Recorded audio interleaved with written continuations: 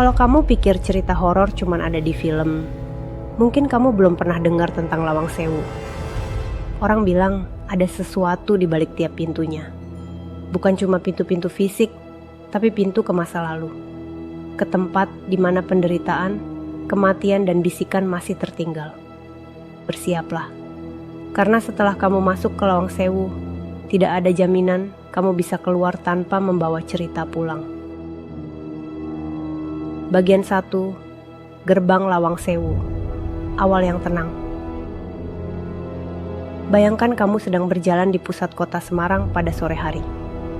Matahari mulai tenggelam, langit berwarna jingga keemasan, dan udara hangat masih menyelimuti kota.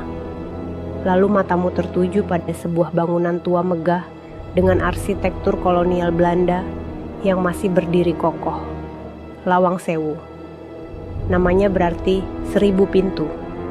Dan dari luar, ia memang terlihat indah dan artistik. Namun begitu kamu melangkah lebih dekat, suasana mulai berubah. Aura misterius mulai menyelimuti. Konon katanya, pintu-pintu di sana tak semuanya menuju ruangan biasa. Ada yang menuju masa lalu, ada pula yang tak seharusnya dibuka. Bangunan ini dulunya adalah kantor pusat perusahaan kereta api Belanda. Tapi saat penjajahan berganti, fungsinya pun berubah. Banyak yang percaya, saat malam tiba, tempat ini bukanlah sekadar bangunan tua, melainkan ruang antara dunia kita dan yang tak kasat mata. Bagian 2, Masa penjajahan, tahanan dan derita. Ketika Jepang mengambil alih Indonesia pada Perang Dunia II, Lawang Sewu menjadi saksi penderitaan yang luar biasa. Ruang bawah tanah yang dulu digunakan untuk arsip dan penyimpanan, diubah menjadi sel penyiksaan. Bayangkan lorong-lorong sempit dengan air menggenang setinggi lutut. Udara di dalamnya lembab dan bau besi karat menusuk hidung. Di sanalah tahanan politik, tentara, bahkan rakyat sipil yang dicurigai, diinterogasi dengan metode kejam. Tak jarang jeritan terdengar setiap malam dari balik dinding. Banyak dari mereka yang masuk, tak pernah keluar. Bahkan setelah perang berakhir, sisa-sisa penderitaan itu seakan menetap. Ada kisah tentang tentara Jepang yang bunuh diri di ruangan bawah tanah karena tak tahan dibayangi dosa. Arwah mereka katanya masih mengelilingi area tersebut, mencari kedamaian.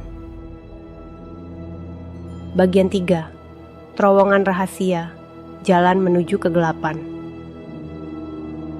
Di balik kemegahannya, Lawang Sewu menyimpan misteri berbentuk terowongan rahasia. Dulu, kabarnya terowongan ini menghubungkan gedung utama dengan pelabuhan Tanjung Emas sebagai jalur pelarian atau logistik militer. Kini, terowongan itu tersegel. Tapi, bukan berarti tak ada yang pernah mencoba masuk. Beberapa peneliti sejarah dan pemburu misteri mengaku pernah menjelajahi bagian terowongan itu. Salah satu dari mereka bahkan mengaku melihat sosok bayangan berlari dari ujung lorong. Yang lain mendengar suara rantai diseret, meski lorong itu seharusnya kosong. Suasana di dalam begitu hening yang menakutkan. Dan katanya, kalau kamu mencoba menelusuri lorong tanpa izin, kamu bisa tersesat. Bukan secara fisik, tapi pikiranmu akan dikaburkan, seakan ditarik oleh sesuatu yang tak ingin kamu keluar lagi. Bagian 4, Penampakan Wanita Belanda.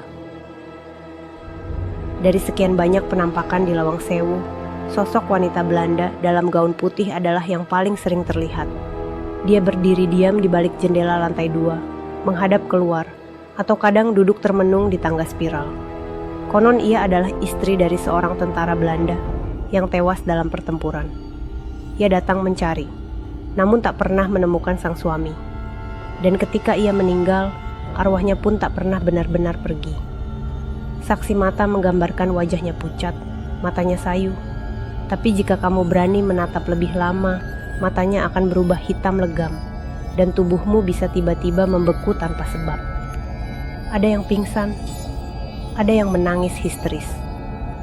Semua terjadi hanya karena satu tatapan dari jendela itu. Bagian 5, ruang isolasi dan jeritan malam. Di sisi barat gedung, ada satu ruangan kecil yang sering dihindari oleh para pemandu tur. Ruangan ini dikenal sebagai ruang isolasi. Tidak ada ventilasi, tidak ada jendela, hanya dinding tebal dan pintu besi. Dulunya digunakan untuk menahan tahanan yang dianggap berbahaya. Tapi banyak yang bilang, siapapun yang masuk ke sana akan berubah saat keluar. Entah menjadi linglung, ketakutan, atau tiba-tiba jatuh sakit. Warga sekitar sering melaporkan suara jeritan dari arah ruang itu di malam hari. Saat dicek, tentu saja kosong, tapi hawa dinginnya seolah tidak pernah pergi.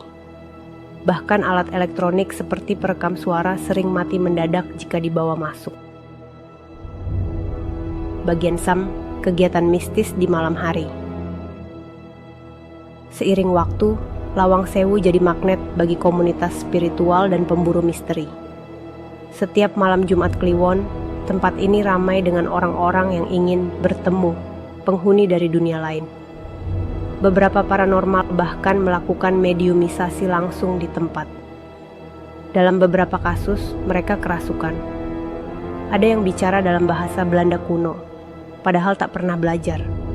Ada yang menangis dan minta ampun atas dosa-dosa yang bahkan tidak mereka pahami. Yang lebih mengerikan, beberapa pengunjung mengaku didatangi dalam mimpi berhari-hari setelah pulang. Sosok perempuan dari tangga spiral atau suara bisikan yang memanggil namanya di malam hari. Bagian 7, fenomena foto dan kamera. Era digital membuat Lawang Sewu menjadi tempat selfie, tapi juga saksi bisu dari hal-hal tak kasat mata. Banyak foto yang saat dicek ulang, memperlihatkan sesuatu yang tak terlihat secara langsung. Bayangan hitam yang berdiri di belakang, tangan yang muncul di pundak tanpa ada siapapun, atau sosok anak kecil berlari di lorong, padahal tidak ada anak-anak di lokasi. Kamera sering mati mendadak, atau hasil videonya kosong. Dalam beberapa kasus, file hilang begitu saja. Dan yang paling aneh, beberapa pengunjung mengaku wajah mereka berubah ketika difoto di tempat tertentu, seperti bukan mereka yang ada di layar. Bagian tipe Lawang Sewu hari ini, antara wisata dan warisan mistis. Kini, Lawang Sewu dikelola sebagai tempat wisata sejarah dan budaya. Ribuan pengunjung datang setiap tahun, mulai dari pelajar, turis, hingga peneliti sejarah. Tapi walaupun sudah dijinakan, aura mistisnya masih tetap terasa. Pemandu wisata selalu memperingatkan, jangan bersikap sembrono, jangan menantang, dan jangan menyebut hal-hal buruk saat di dalam. Karena katanya, tempat ini mengingat dan kadang membalas. Banyak yang datang untuk berfoto, tapi pulang dengan cerita yang tak bisa dijelaskan. Bukan sekadar tempat bersejarah.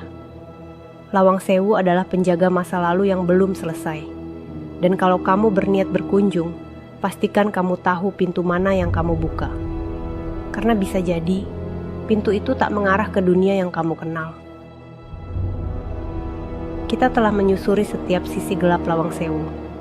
Dari ruang penyiksaan, jeritan dalam lorong bawah tanah, sampai penampakan yang terekam kamera tapi tak pernah bisa dijelaskan. Tapi di balik semua itu, satu hal pasti. Tempat ini bukan sekadar objek wisata. Ini adalah penjaga rahasia masa lalu. Like kalau kamu suka kisah ini dan tulis pengalaman horormu di kolom komentar. Siapa tahu ceritamu kita angkat di cerita misteri berikutnya. Jangan lupa subscribe supaya kamu nggak ketinggalan kisah nyata horor selanjutnya.